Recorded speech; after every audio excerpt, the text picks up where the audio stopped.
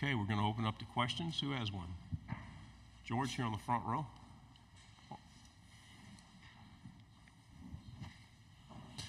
George T, KVTV here in Dallas. So I've heard that you were one of the most effective leaders during the staff transition with Coach DeBoer, and I wanted to know, what do you think helped stabilize a locker room during the period of change?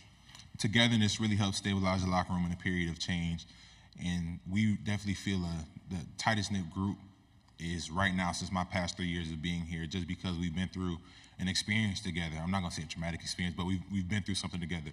So we can all look at each other, and no matter what we're going through, like, okay, this guy stayed when it was hard. This guy stayed when it was hard. And other guys have left because it was easy for them. But, like, we're looking at each other in the locker room like, okay, this is my brother. He stayed here for me.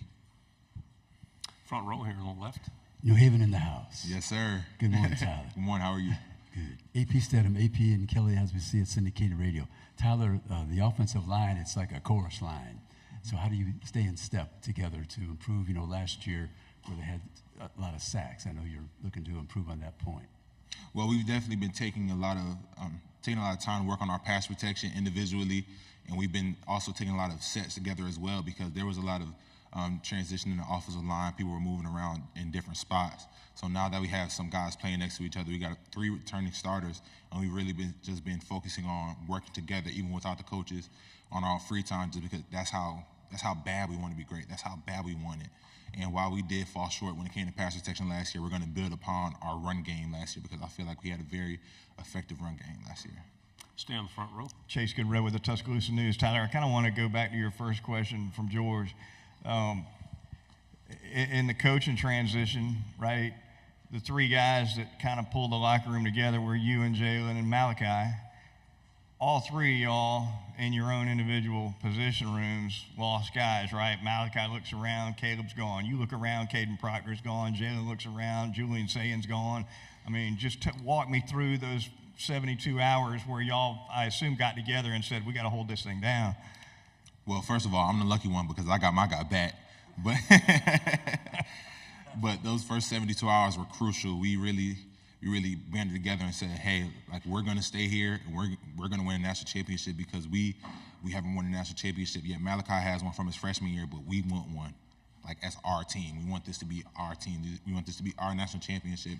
And we knew that we have the talent in-house to be able to do that. We were 7 points away from being a national championship. We can't lose sight of that. So we really just had to try our best to keep everybody here, but to everybody that left, we wish them the best of luck. Second row in the aisle. Eric Bailey with the Tulsa World. Oklahoma and Texas bring a storied rivalry to the SEC, but what can those fans expect out of other rivalries in the conference? Can you tell me a little bit about the Iron Bowl, and what can those fans see out of other rivalries in the SEC? Yes, they have a great rivalry, the Red River rivalry, but the SEC has some great ones as well. You have the Iron Bowl, of course, us playing Tennessee. You have the Egg Bowl with Ole Miss and Mississippi State. So this is a conference built off of tradition, and we're blessed to have 2 storied programs in this conference to really make it better. Left side, second row. Cam Durr, WAFF 48 in Huntsville. Kind of a fun question for you. You know, the Olympics are coming up. I was just wondering, if you were to be an Olympian and you were on an Olympic team, which team do you think you would be a part of, or what sport would you play? I would do track and I would throw. So actually, up until the 8th grade, I threw shot put, discus, and javelin. And I was pretty good in shot put and discus, but in javelin, I won regionals for the Northeast. So I think if I wasn't playing football, I'd be out there heading to Paris soon. Right side, fourth row. Hey, man, Ben Bobick, Local 3 News in Chattanooga. You guys don't get too many recruits from the Chattanooga area, but Amari Jefferson's a guy that's coming in this year for you guys. Do you see this sort of a special playmaking ability he has, and you see him maybe separating from the pack and potentially contributing on the team this fall or in the future? Definitely. Amari and a bunch of other guys have come in ready to work, and that's why I commend this class. Like, these guys don't complain. These guys are looking for ways to get better. Like, for example, Will Sanders, he's in my offensive line room. He, every day after practice, hey, Book, how do I do on this? How do you do this? How do you do that? They're just so willing and ready to learn, and I'm very excited to be able to really teach and pour into those guys this year. Right side, and then pass it forward. Dan Peck, ESPN 1067 in Auburn. What can you say are the biggest differences between an offseason with head coach Nick Saban and an offseason under Kalen DeBoer, and what's similar about their approaches? There wasn't much different. The only thing that was really different, schedule-wise, we had a few practices before spring break, and I feel like that really helped just because we were able to go over the break with some practices under our belt. We knew what to expect. Obviously, the practice schedule was different, but the same intensity. We still have fourth quarter. We still had a lot of walkthroughs. We still did everything to prepare for this upcoming season. And the things that were similar, like I just said, that intensity, we're still playing Bama football. That Bama standard hasn't changed. Right side on the aisle, please. Yeah, Tyler, Evan Camico, Pig Trail Nation. Last season in the Arkansas-Alabama game, Landon Jackson, 3.5 sacks. What do you remember about going against him that day and in the Arkansas game in general? Landon Jackson had a really great game that day. He's a great player, and I wish him a great year. Left side on the aisle. Ryan Hennessy, NBC 13 in Birmingham. Kind of like the question 2 questions ago, the difference with Saban and DeBoer. A lot of people saying a little bit more relaxed with media. It's more wide open. How do you as a leader keep your team responsible for this is Bama standard? I wouldn't say that it's more relaxed. I feel like Coach DeBoer, he lets the media in a little bit more, but the standard is the standard. On the field, off the field, in the classroom, on the microphone. So the standard is the standard. You're going to represent your family and yourself and the team, most importantly, in the best way possible. I'm sorry, left side. Jake Stanza, WBRC in Birmingham. What do you think of your former coach, Coach Saban, picking Texas and Georgia to play an SEC title game? Is that some early rat poison for this group?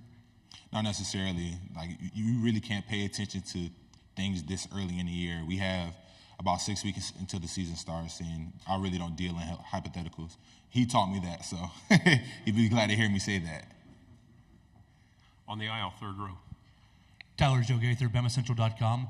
What do you think the change to morning practices will do for the team, and how do you think that's going to maybe help this year, getting ready for this year? I think morning practices will definitely help because we're going to be able to practice in the morning, go to class, and then in the afternoon we're going to have some more time. We'll have more time to really recover, get ready for the next day, watch film, meet with our coaches. It's just more time on the back end of the day because when we had afternoon practice, you only had so much time before you had to go to study hall, eat, go to sleep, get ready for the next day. So I definitely feel like morning practices are going to be a great change for us. Left side again on the aisle. Want to ask about the 2023 Iron Bowl, that final drive. At any moment, did doubt creep in, or your most vivid memories of those last couple of plays? Those last couple of plays, I was just thinking about scenarios of how we would win. Like, doubt never creeped into my mind, and I think that's just the way that I'm wired. Like, I feel like as long as there's time on that clock, we have a chance to win. It doesn't matter what's going on. And if you let doubt creep in your mind, you're not a real competitor. You're not a true competitor. You have to believe in yourself before anybody else believes in you. So as a leader on that offense, I had to believe the whole time because if a guy seeing me with my head down, pouting, talking about like, oh man, we lost the game, what is that going to do to everyone else? So that whole time, I'm thinking of ways we can win this game, how I can perform, and how I can do my job to the best ability to help my team win. Left side, front row. Michael Cobble, WBRZ TV in Baton Rouge. I feel like Jalen has the potential for a Heisman year. What do you see in him and his growth, and what are your expectations for him this season?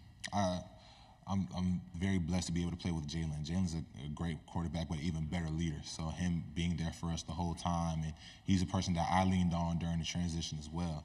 So I just expect a great season out of Jalen, and us as an offensive line, we're going to give him the time he needs, the holes he needs, whatever he needs in order to be great and do his job to the highest ability.